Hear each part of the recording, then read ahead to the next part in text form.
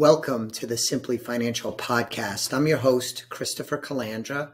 Want to increase your financial IQ with today's episode where I talk about freezing your credit.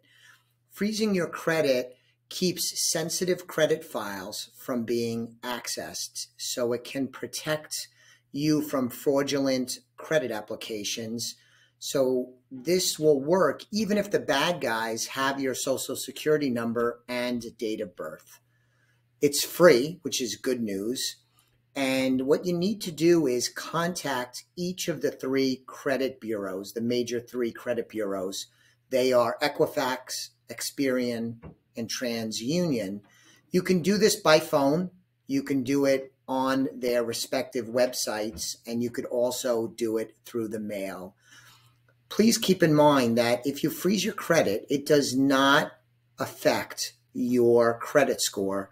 I think some people think that if you do this, it hurts your credit score, but the reality is it has no impact whatsoever. When you freeze your credit, if you want to unfreeze it because you want to apply for some credit yourself, you can do so, again, by phone, on each company's respective website, or through the mail. Granted, through the mail takes a little more time, a little bit more of an inconvenience, but generally pretty user-friendly. For parents out there, you can freeze the credit for your child if they're 16 years and younger.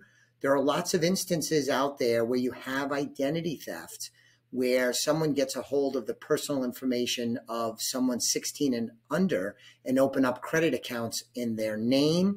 So you can freeze your credit for your minor child, or 16 and under, as I said. Now, a few negatives about this is that if you freeze your credit, you are still susceptible to fraud of existing credit cards. So if I have a credit card and I freeze my credit, I'm still going to be able to use that credit card, no problem at all. I will not be able probably to get a new credit card because that new credit card won't be able to access my credit files. But the credit card that I'm using, if that gets compromised, you could have fraudulent activity on that card. But importantly, someone can't go and open up a new credit. It'd be really difficult for them to open up new credit in your name. Another disadvantage could be that some insurance companies, car insurance companies, property and casualty, part of their pricing model, how much they're going to charge you, the rates, is impacted by your credit score. So freezing your credit would not allow them to access that information. That's not completely mainstream today, but it is becoming more prevalent. So keep that in mind. And I think the last negative, I already used the term a moment ago, inconvenience. It is a bit of a hassle because if you want to open up your credit or unfreeze your credit, you have to take an action to do that. And then to freeze it back again, you have to take another action. If you're applying for credit routinely, this could be a nuisance. For most people, or I'll say for me individually, it's very rare that I open up a new credit these days. So having my credit frozen is a great protection, and it also is not an inconvenience. But for some people, some of the time, I can see how it would be a nuisance. A couple other thoughts as we wrap up. You can access your credit file. So even if it's frozen, you have access to it, and you're entitled to free access to your credit report. This, by the way, this freezing of your credit is free because it's mandated by federal law. And lastly, I want to mention that there's also something similarly named that is a credit lock.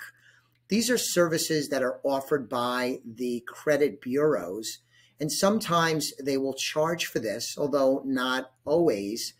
Generally speaking, a credit lock has less or fewer legal protections, but keep in mind that's an option also. I prefer the freezing of your credit. That's what I've done. It's also what I did when my children were minors. But don't be confused because there is some differences between freezing your credit and locking your credit. Freezing is a stronger protective measure. This episode comes to you in December because this is Identity Theft Protection Month. So this messaging is consistent with the theme of December. You might have thought it was Christmas, but it's actually Identity Theft Protection Month. Just kidding. I'll be back with you on the next episode of the Simply Financial podcast very soon. In the meantime, subscribe to the podcast if you haven't done so already. And if you're not a client, please check out our website, elliottwealth.com. We are financial planners that help our clients win with money, achieve their financial goals, and work closely with them on all matters related to their financial planning. So check it out if you haven't done so already. Thanks for listening today. The views expressed are not necessarily the opinion of SagePoint Financial Incorporated and should not be construed directly or indirectly as an offer to buy or sell any securities mentioned herein. Investing is subject to risks, including loss of principal invested. Past performance is not a guarantee of future results.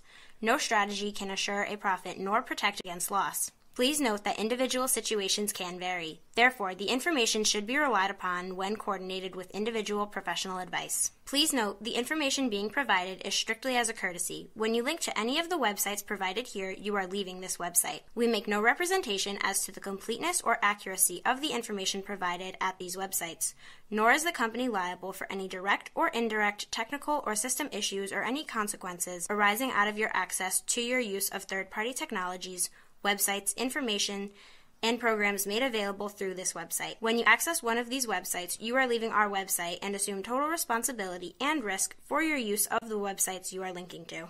Securities and advisory services are offered through SagePoint Financial Incorporated, member FINRA SIPC. Insurance services offered through Elliott Wealth Management, LLC, not affiliated with SagePoint Financial.